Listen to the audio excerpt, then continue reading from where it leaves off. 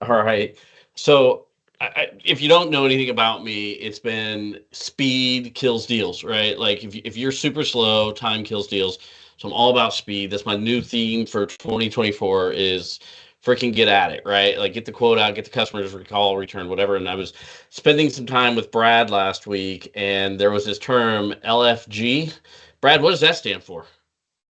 Well, it stands for, in its primal use, it stands for exactly what you think it stands for.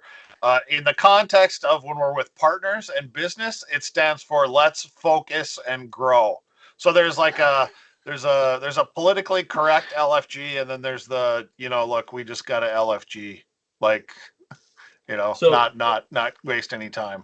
so my question was, Nate, what do you think? Speed, I mean, let's go. What do you think? So I think I love it. Time kills deals. You hear me say that all the time.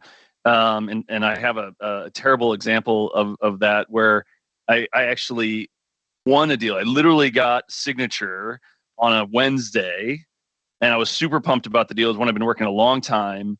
And then something happened in the industry that night. It was in the automotive industry, and the next morning, and it happened to impact this client. The next morning, they rescinded their quote. And so now that wasn't necessarily my fault, but it's an example of like if that deal had happened 2 or 3 weeks earlier, we had already been in process, and it wouldn't have happened. But because the deal happened when it did, that time, who knows what's going to happen, can really kill the deal. So that's my story, but I have one other thing to balance it with, because I completely agree with you. Time kills deals. However, one of my favorite sayings when salespeople try and go too fast is like, look, like for us, and I think every MSP has different. This number is a little different for them, and we're going to talk about that in our March session, which is target customer profile and ideal company size and revenue and all that. But for us, the average sale is about $350,000.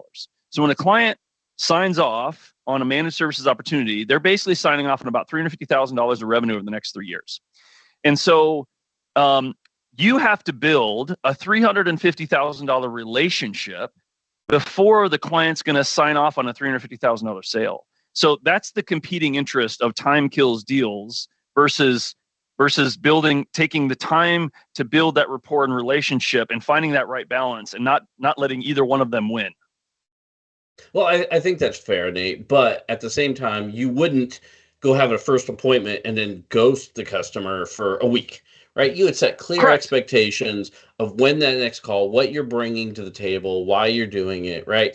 Like you have everything laid out. You don't just disappear for a long time and then come back. Or you probably, like, I agree, you're just talking about 350,000. But if I was talking about 10,000, let's just say, we do $10,000 little projects and whatnot.